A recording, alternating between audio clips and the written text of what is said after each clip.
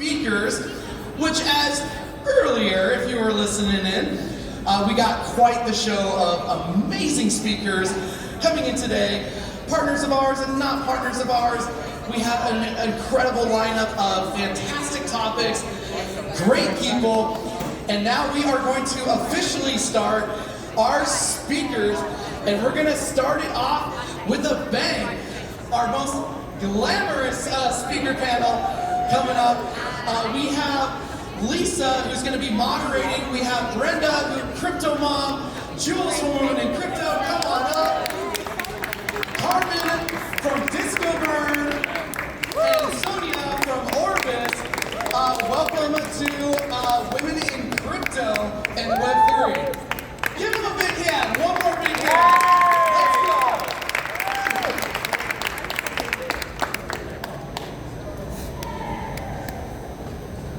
So Alex, what a great introduction, and I will agree with Alex. This is the most glamorous panel you're going to see all day. So I would encourage everyone to come to the stage and see these wonderful women. So our topic today is talking about how we can build and empower women in the Web 3.0 community. So what I'm going to start with today is talking to each of these wonderful women about how they got into crypto and into Web 3.0 and a bit of their story. So Crypto Mom, I'll start with you. Why I gotta go fast? I'm just kidding. Hi everybody. I am so blessed this morning to be here. Someone find my husband and tell him to be here recording this. Like, oh, my daughter is doing it. Okay, cool. So we got 30 minutes. I'll go real quick. I am in crypto because of Gen Zs. My daughters got me out of my banking career. Literally, they pulled me out and said, Mom, blockchain technology is the new revolution. Your banking career will be taken over by blockchain technology.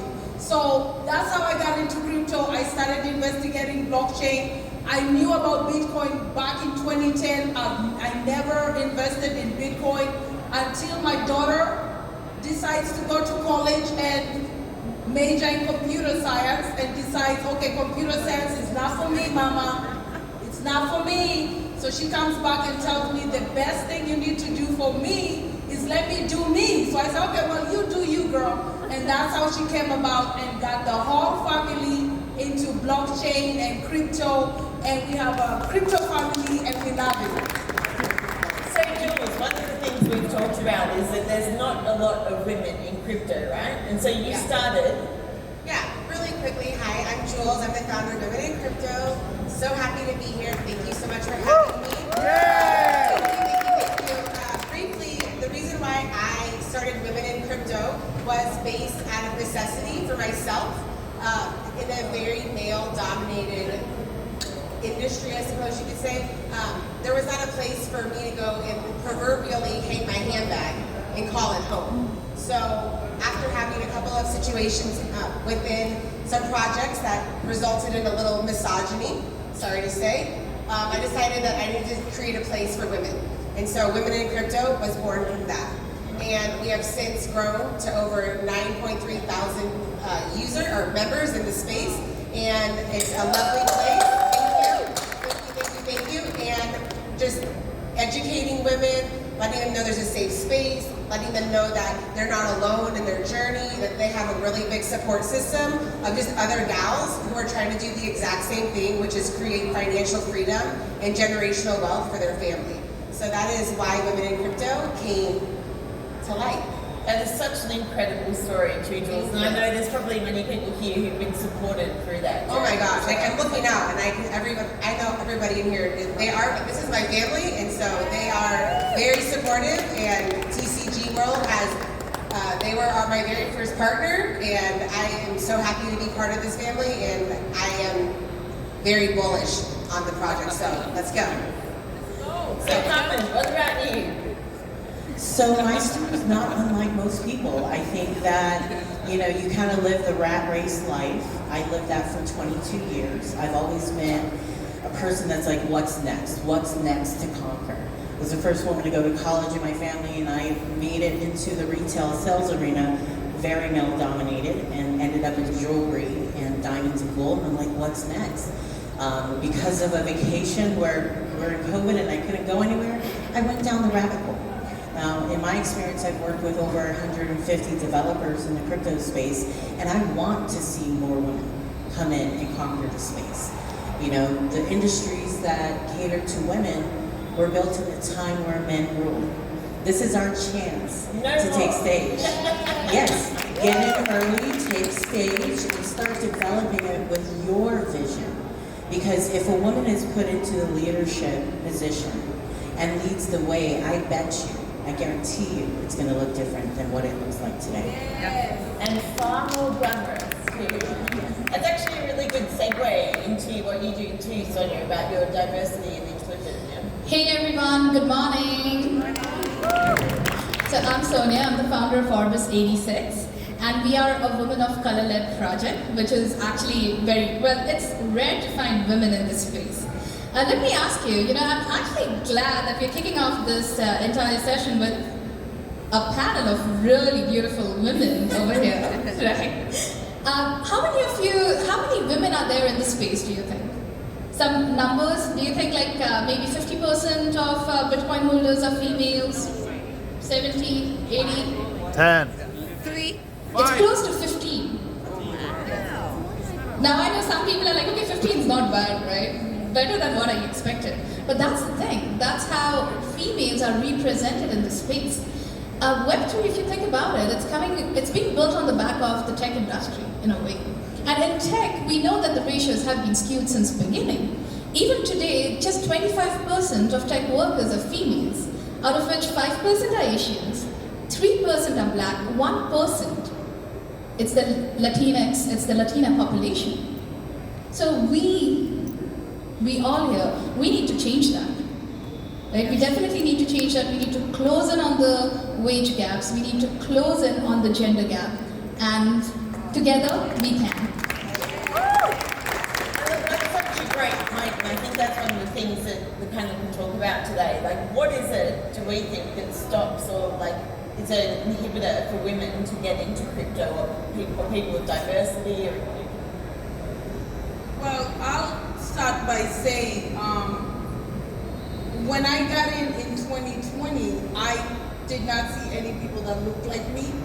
So women are starting to get into the space because now they see a face that is, that looks like them, and they're like, okay, well, I saw her speaking on Twitter Spaces, and they see that this is a more inviting space. When I got in, I was just like, okay, I'm relentless. I see there's money over there. I just want to go see what, it's like 1800s when there was gold back in, Everybody was like, where's the gold rush at? I'm going to go figure that out. And that's what I did. I'm like, I know there's something good happening. I know there's gaming and all this metaverse stuff. We need to start figuring out and inviting. We have to make it more inviting. So that's what I would say. And Jules, you've done a great job building a women in crypto community. So what do you think are some of the drivers behind that, or what makes it work? Oh, support, 100%. Having women know that they can come into my space, that I've literally cultivated into the safest space that I know of within the crypto space, to be able to have your questions answered in a way that you're not going to be spammed in your inbox. You're not going to get scammers going. There's very, very, very minimal of that type of activity happening in my space, and I think it's because they know they are supported. They know that I go the extra mile, and my moderators really, really, really vet every single profile that comes in to make sure it's an authentic human, an authentic woman that's coming in, and just knowing that they have that there to come and talk about whatever's going on, and engaging in conversations and getting out of their comfort zone, but learning at the same time. I think that is why I'm seeing a lot more of the women come out of the woodwork, because they didn't know where to go. Because they were going in other groups and they were like, why would you ask that question if you don't already know? And in my space, it's like, ask the question, because there's 100 people who also want to know the answer, but we're actually asking the questions that are getting answered in a way that we can understand without having the condescending tone underlying those answers that I dealt with, I'm sure other women in this space have dealt with early on in the past couple of years. And so just wrapping them in all the love and the support, I think is a world of difference. And like being authentic and really being like who you are, because there's a lot of really good actors in this space. But if you're authentic and you are who you are on the internet and in person and on a Zoom call and here, then you really add that value of who you are, because you're not like, oh, you were this over here, you're this. Being the exact same person all the time really will get you a lot farther than wearing all these different hats and having to act like you are somebody that you're not. So authenticity is huge in this space, and women like crave that, So I think that's a big thing that we've done in that space. And I think you make a really good point too, because we're here to talk about metaverses and building communities, right? And I think that authenticity is really important in that. I agree. So Carmen, when it comes to working with developers that you spoke about before, is it still male-dominated too, or is it becoming a bit more? Absolutely, and one of my recommendations is that we have an entire globe, an entire planet to operate. And it's not just men, it's a combination of both. And so it's our moral culpability as leadership to make sure that we diversify our own teams to reflect the audience and the investors and the communities that we want to build. What you said really resonates with me, because trust is typically more important to us.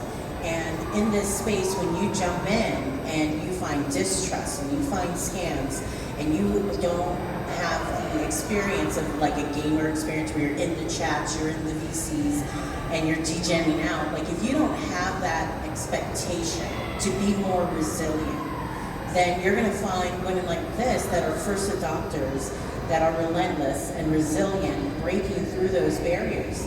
And it's these ladies that are really paving the way and cleaning that gateway to allow more women to come in. We need to polish up.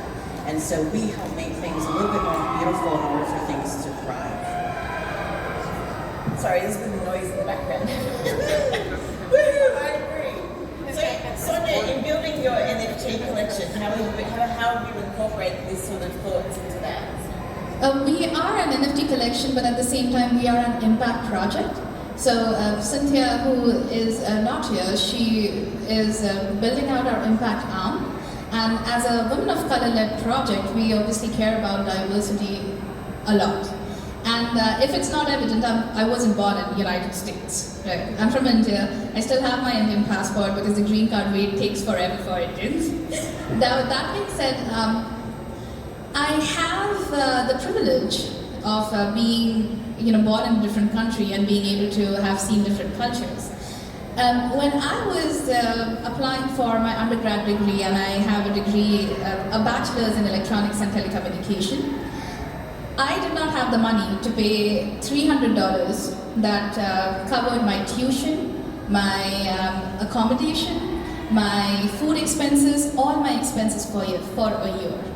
And being in States, we might not even realize that there are parts of the world where $300 could make so much difference to a single person. There were good people who came up, who helped me with scholarships. And thanks to them, I am here today. So when I look at NFT collections that are being sold for $1 ETH and they are ruffles, it burns my heart. Because people might not realize, but one Ethereum that could actually feed a family somewhere in the world for 6 months, and people just take that money and run away. I love what you just said. Miss Sonia, you don't even know, that resonates with me as well. I spent 18 years of my life in Kenya. I grew up in Kenya. And like you say, $300 goes a long way back home. I see that in the space, and I see people who are out of touch, and I feel the same way, and I'm like, I wish you knew that 1 ETH can feed a family for 12 months. So when I'm advising projects, which we've advised, my daughters and I advise women-led projects. We've helped we advise Boss Beauties. I'm sure a lot of you know Boss Beauties. Women and Weapons.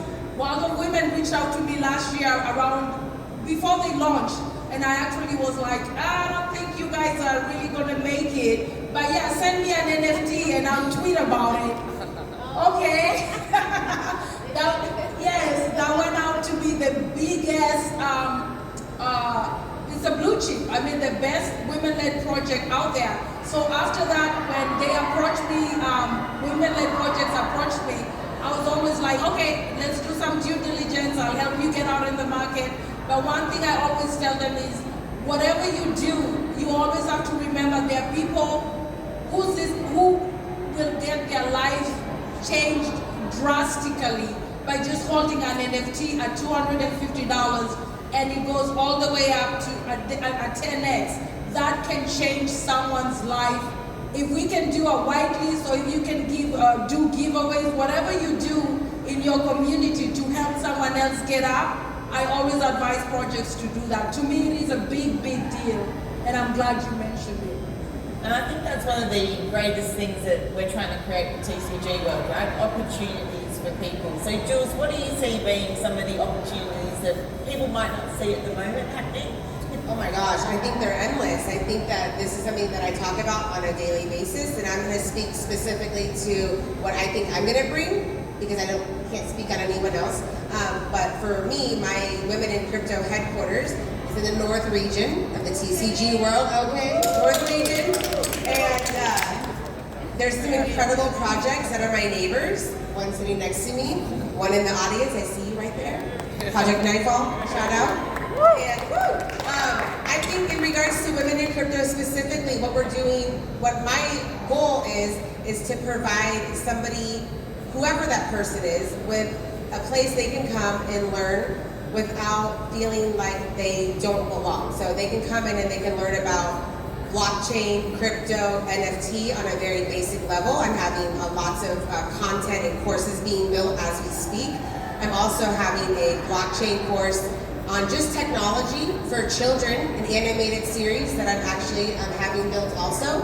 And so that is something of value that I think is really important, because I'm a mom, I'm a single mom, I'm a 9-year-old little boy, and he is the future. And I want to make sure that he understands that blockchain is his future. He does. He's an NFT artist as well. And so I truly think that this is something that is the future for him, and everything I do is for my son, for my family, for, you know, we talk about less when Lambo, more when student loans, when more, you know, mortgage payments, things like that, you know, realistic, but having a realistic idea of what you can do when you're in this space. You know, you're not gonna 10x everything, 50x everything, but come in and understand what you're actually doing is the most important thing that I am trying to bring to the table. And that's just a little piece of what we're doing inside of the headquarters in TCG World. And there's so much more, but I could go on for hours. So we can talk to me privately, happy to talk about it. But I do think that it's important just to have people understand, they can come and understand what they're actually doing in there, like what it all means. Because if you don't know what it means, it's a beautiful place to go and hang out, but if you want to actually get something from it and take knowledge and be able to utilize it in a way that you can turn around and actually make the generational wealth that we're talking about up here, I think knowledge is power. And I'm a lifelong student. Bachelor's degree, MBA, all the accolades, but you know what? Nothing has taught me more than my experience in the space. Crypto from 2018, and then all the way through what has transitioned into Web3, Web4, Web5, whatever we're on to next. And it's just continuously having education and really understanding what it is that you're doing. So without, you know, making decisions based on emotion, it's actually having logic behind it as well.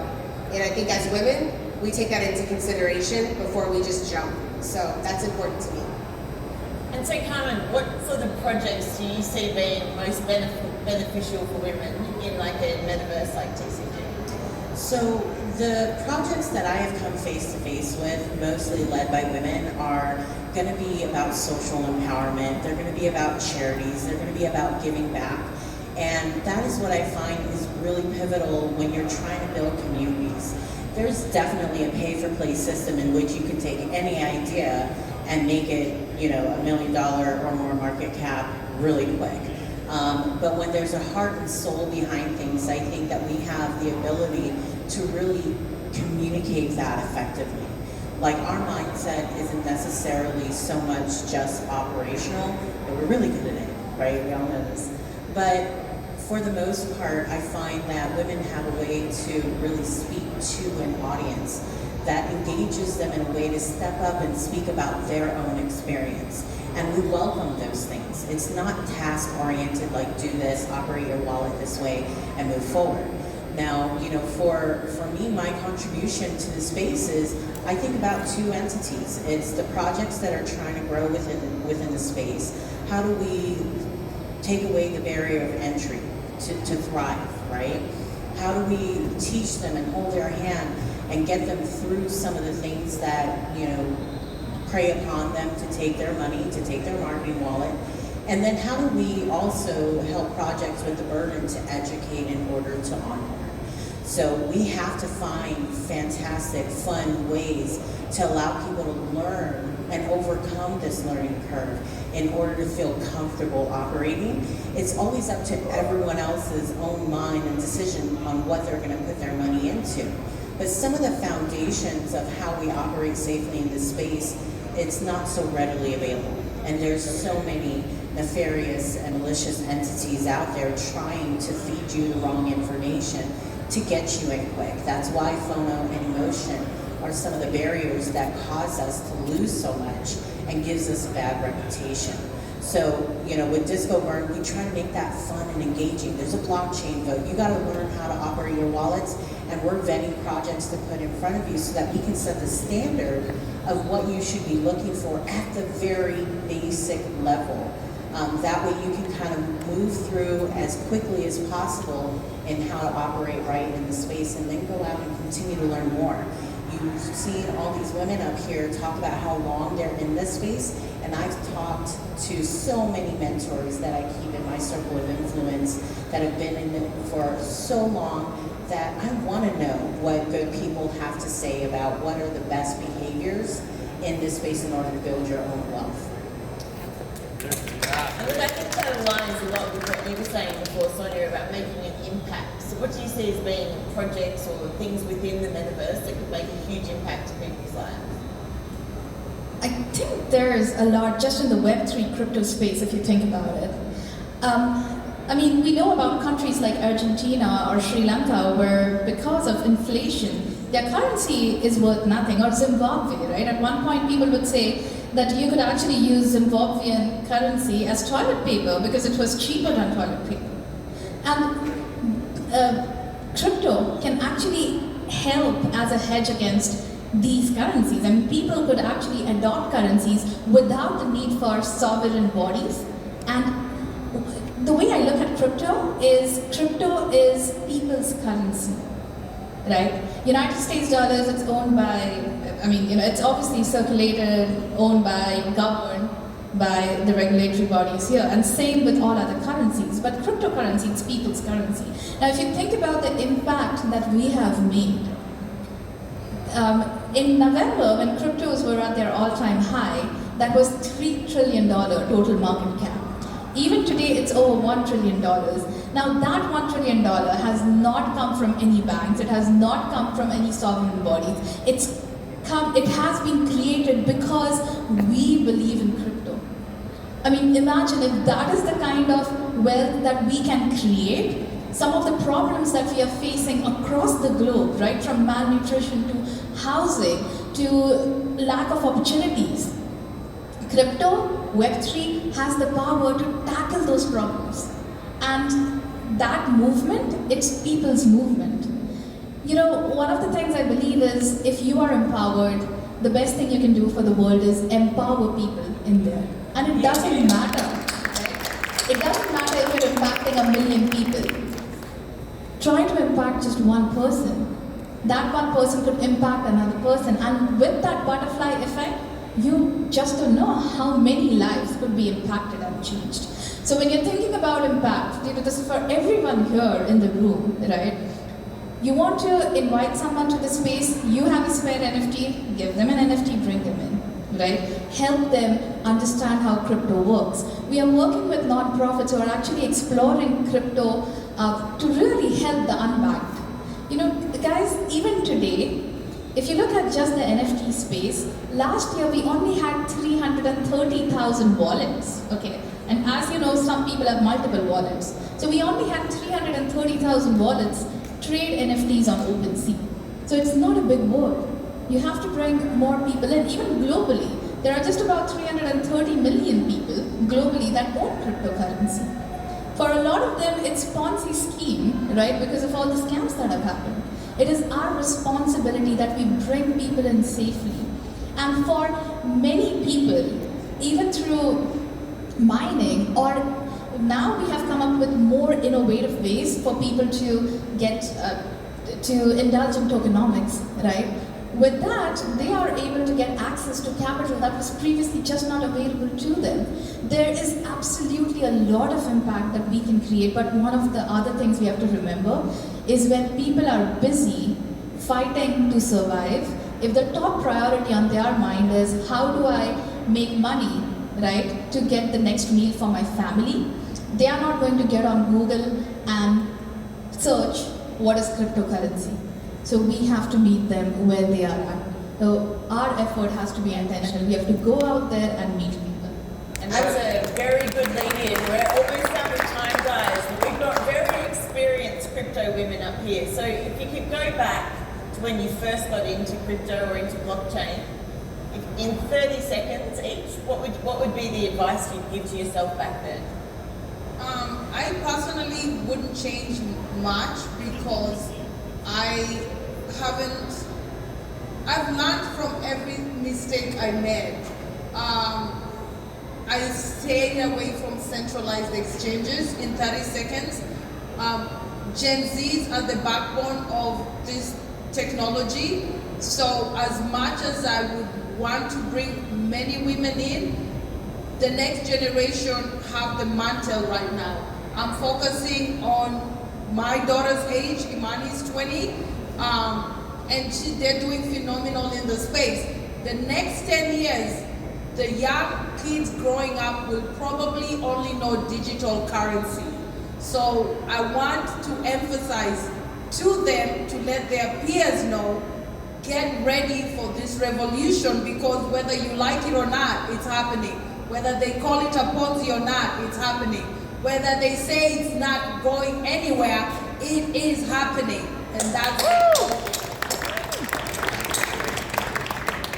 I agree 100%. If I could look back to myself when I got into the space, I would say to look for more people like me, like that, maybe women. First of all, there were very, very few women in any project that I was involved in the past 4 or 5 years. And I didn't really have an environment of people to talk to and bounce ideas off with another gal. So I think that I would have maybe onboarded some of my in real life people to be able to have that communication and have those conversations and like real life talks about what's going on, and actually be able to go into it more with somebody just to talk with things without having to ask strangers on the internet. Because I didn't have anybody guiding me along the way that I try to do that for the women in my space. So, but I just feel the same way that Brenda does. I feel like all the mistakes that I created are all maybe my own personal mistakes. They led me to where I am now, and I'm okay with that. And even some of the losses that I've taken in this space early on, I look at that as my tuition into the space.